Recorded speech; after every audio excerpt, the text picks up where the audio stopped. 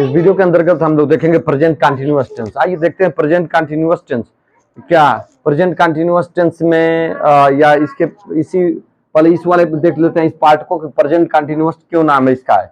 ऐसे वाक्यों को प्रेजेंट कंटिन्यूअस प्रेजेंट टेंस के अंतर्गत हमने प्रेजेंट इंडेफिनिट वाले पार्ट को देख लिया, उसके असर्टिव और इंट्रोगेटिव सेंटेंसेस को बनाने का ढंग सीख लिया।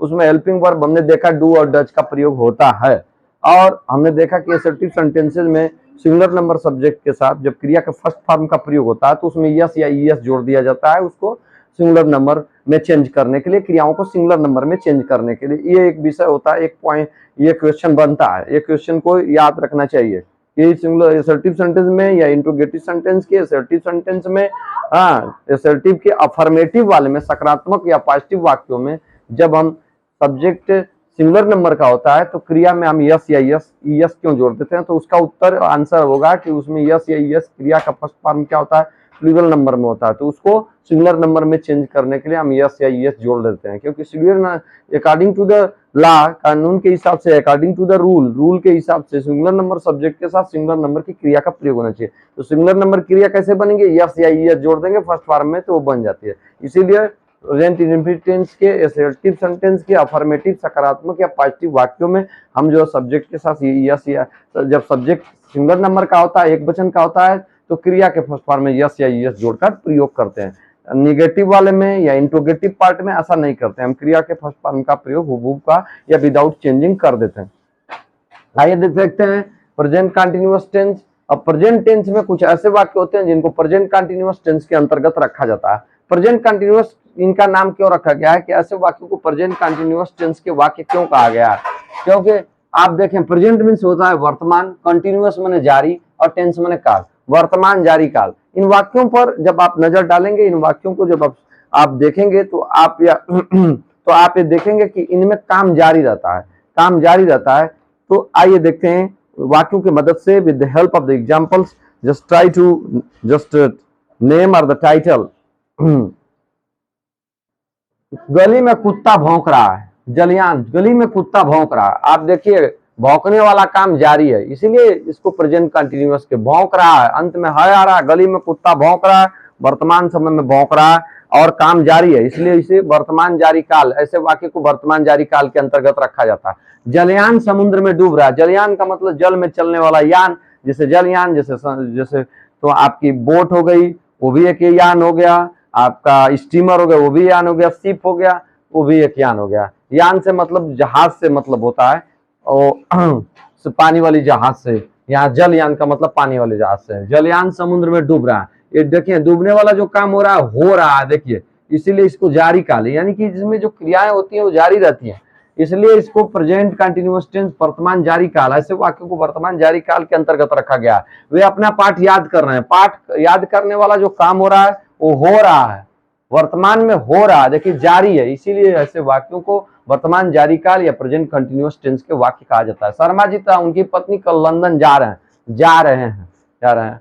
कोई भी सेंटेंस प्रेजेंट टेंस का है कि नहीं, ये हिंदी के ऐसे हिंदी में जो है अंत में है आता है तो प्रेजेंट टेंस के वो क्लियर है। शर्मा जी था, उनकी पत्नी कल लंदन जा रहे हैं, मैं शनिवार को अपने गांव जा रहा हूं, देखिए गांव जाने वाला काम जारी है, इसीलिए इसे वर्तमान जारी, ऐसे सारे के सारे वाक्य जो है वर्तमान जारी काल के या प्रेजेंट कंटिन्यूअस टेंस के वाक्य कहलाते हैं, क्योंकि इसमें जो कार्य होता है, जो एक्शन होता है वो जारी रहता है।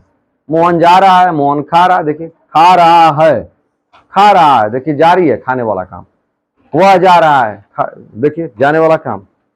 वे कूद रहे हैं, कूदने वाला काम जारी है। तो ऐसे ही वाक्यों को हम प्रेजेंट कंटिन्यूअस टेंस के अंतर्गत रखते हैं। बस आपको दिमाग में मतलब बैठा लेना है कि अंत में है आएगा और काम जारी रहेगा तो प्रेजेंट कंटिन्यूअस टेंस का वाक्य रहेगा। लेकिन इसमें देखिएगा, ध्यान दीजिएगा कि इसमें समय नहीं रहेगा, अगर इसमें समय दे दिया जाएगा तो प्रेजेंट परफेक्ट कंटिन्यूअस टेंस के वाक्य हो जाएंगे।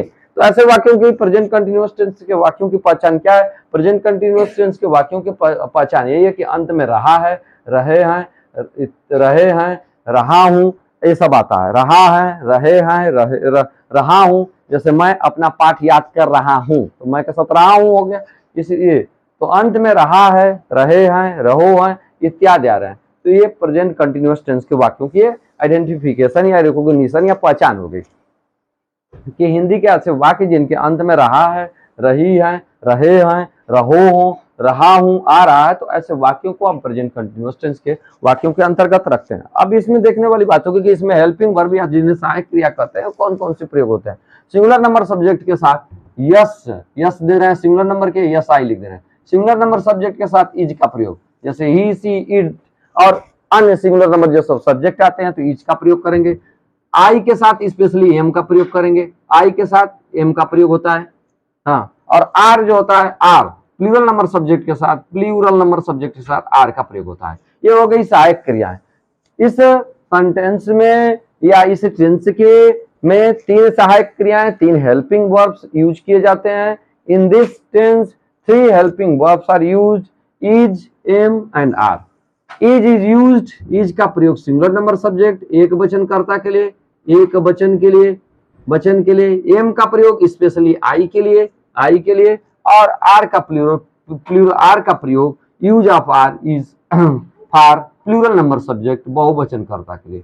यहाँ पर हमने दे दिया आर का प्रयोग प्लूरल नंबर सब्जेक्ट है। PL stands for plural number subject, PL represents plural number subject. या is is singular number subject के, इसको मैंने यस आई यहाँ पर लिखा है। और एम का प्रयोग आई के लिए। स्ट्रक्चर क्या बनेगा?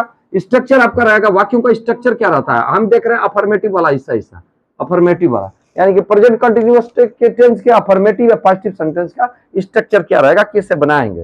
हेल्पिंग वर्ब तो यही प्रयोग होंगे, इज, एम, आर। इज का प्रयोग सिंगुलर नंबर सब्जेक्ट एक वचनकर्ता के लिए, आई, एम का प्रयोग आई के लिए और स्पेशली आई के लिए पर्टिकुलरली, और आर का प्रयोग प्लूरल नंबर सब्जेक्ट के साथ करेंगे।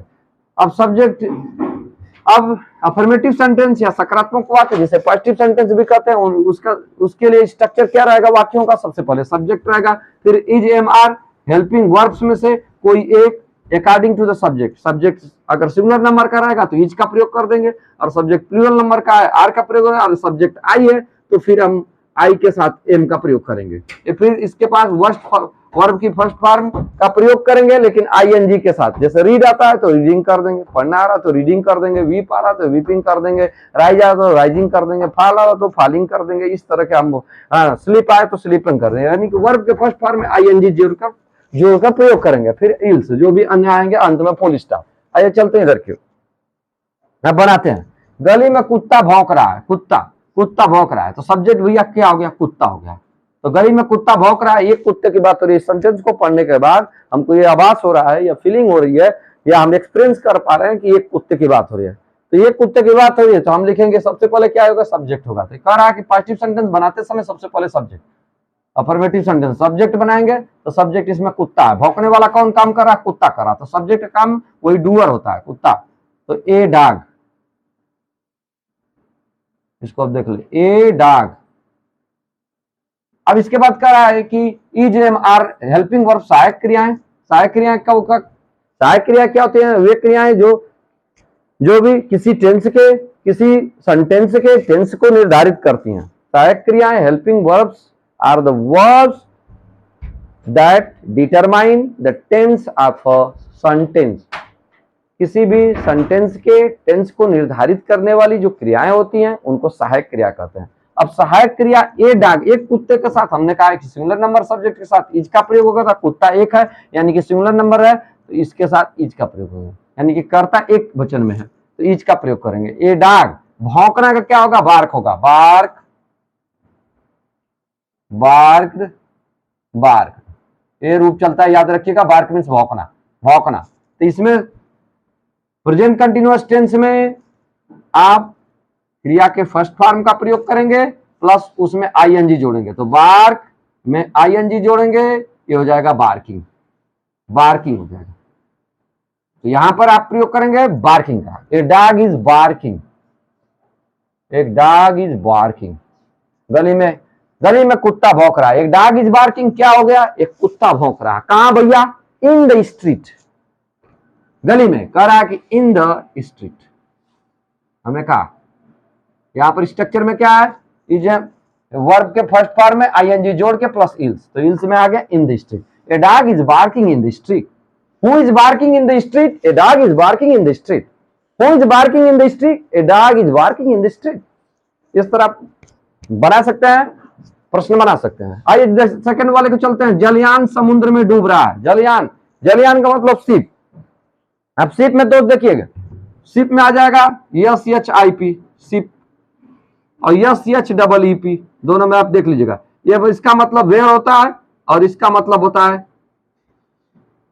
इसका मतलब होता है पानी की जहाज, पानी की जहाज, जहाज, पानी की जहाज। ये वाला प्रयोग करेंगे। जलयान समुद्र में डूब रहा है। कितना जलयान? एक ही जलयान की बात हो रही है, तो जलयान पानी में डूब रहा है। द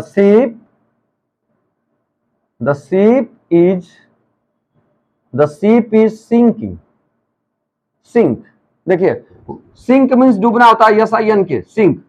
जब देखिए कोई इनएनिमेट थिंग डूबती है तो सिंक का प्रयोग, इनएनिमेट थिंग जब डूब रही है तो सिंक का प्रयोग करेंगे। यानी कि कोई अगर निर्जीव चीज डूब रही है, डूब रही है, तो सिंक का प्रयोग करेंगे। तो जलयान भाई यानी कि पानी का जहाज क्या है, निर्जीव होता है, तो उसके साथ सिंक का प्रयोग करेंगे। सिंक मीन्स डूबना, याद रखिएगा, सिंक मीन्स डूबना।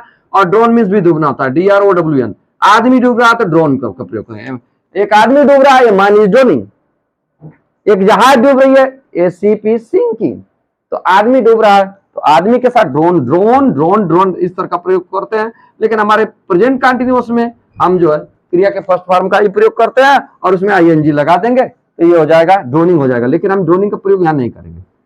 यहाँ ड्रोनिंग का अगर प्रयोग कर दे रहे हैं तो ये गलत हो जाएगा, इट विल बी इनकरेक्ट और इट विल बी रॉन्ग। आप सिंक का प्रयोग कर देंगे, क्योंकि इनएनिमेट थिंकिंग के लिए, इनएनिमेट थिंग्स के लिए, इनएनिमेट थिंग्स के लिए डूबना में, डूबना जो हिंदी में डूबना हो गया, इनएनिमेट थिंग्स आ रही है, थिंग्स आ रहे हैं, तो उसके लिए सिंक का प्रयोग करेंगे। The ship is sinking. देखिए स्ट्रक्चर क्या करा है, एक शिप की बात हुई है, सिंगुलर नंबर सब्जेक्ट है तो इज का प्रयोग करेंगे, इज का प्रयोग हमने कर दिया। और सिंक मीन्स डूबना, उसमें ING लगा देंगे, सिंकिंग हो जाएगा, क्योंकि प्रेजेंट कंटिन्यूअस टेंस के अंतर्गत क्रिया के फर्स्ट फॉर्म में या मेन वर्ब के फर्स्ट फॉर्म में ING का प्रयोग करके यूज करते हैं। द शिप इज सिंकिंग, जलयान समुद्र में, कहा? In the sea. The ship is sinking in the sea. जलयान समुद्र में डूब रहा। The ship is sinking in the sea. जलयान समुद्र में डूब रहा है। इसको आप देख लीजिएगा। The ship is sinking in the ship is sinking in the sea। तो ये देखने वाली बात होगी आपके लिए। अब इसमें आप आगे की ओर देखेंगे, हम लोग इसमें आगे की ओर देख लें हम जरा। इसके पहले हम थोड़ा सा एक चीज कंफर्म कर ले रहे हैं। हाँ, अब यहां पर देख लीजिए, क्लियर हो गया। वे अपना पाठ याद कर रहे हैं, वे अपना पाठ याद कर रहे हैं।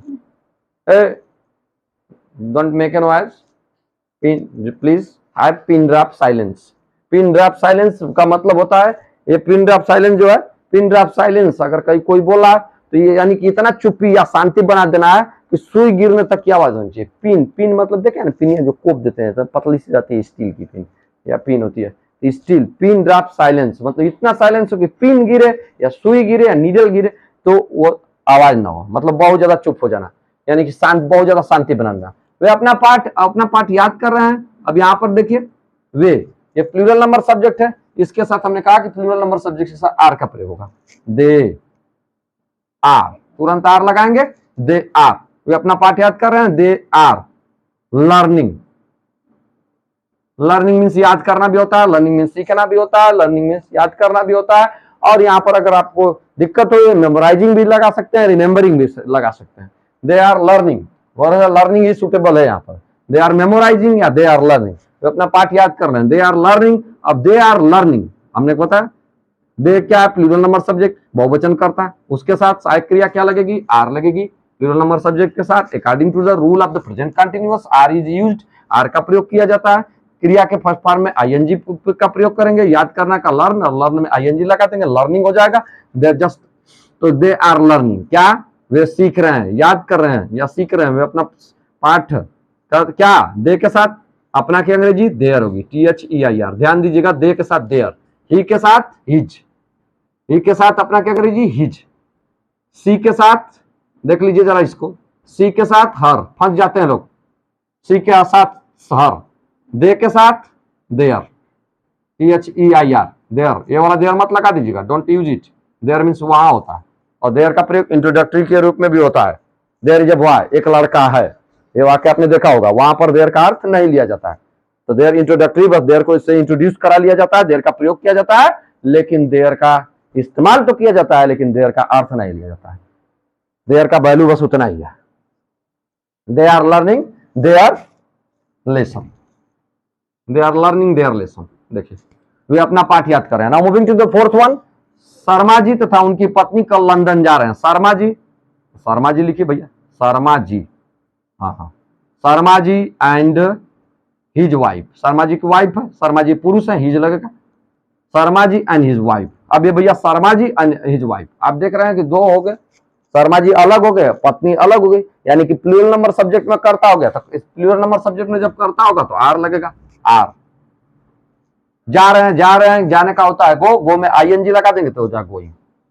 Sharma ji and his wife are going to London, London, London क्या भाई, London is a city, London is शहर का नाम है, तो ये plural number, plural sorry proper noun हो गया। Proper noun is the name of a particular place और पर्टिकुलर थिंग, तो पर्टिकुलर थिंग है तो इसका है एंड और हमारा रूल क्या कहता है कि प्रॉपर नाउन वाक्य के कहीं भी आए, वो बीच में आए, अंत में आए, उसका पहला लेटर जो है हम कैपिटल में लिखेंगे। तो लंदन, लंदन क्या, London is a city, London is a place और name of a city situated in Britain. Britain एक देश है, ब्रिटेन देश है जहां बरतानिया सरकार, वही सरकार हमारे ऊपर हुकूमत की थी लगभग 300 बरस तक।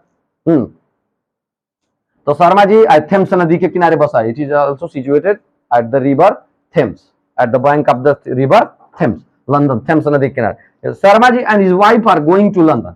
क्लास करने का मतलब होता है सिर्फ वही चीजें नहीं, और चीजें हम जान जाते हैं, इसलिए क्लास ज्यादा इंपॉर्टेंट हो जाता है। हाँ, Sharma ji and his wife are going to London. Now moving to the final one, मैं शनिवार, अब इसको लेते हैं, just take this very last one. मैं शनिवार को अपने गांव जा रहा हूं, मैं शनिवार को अपने गांव जा रहा हूं।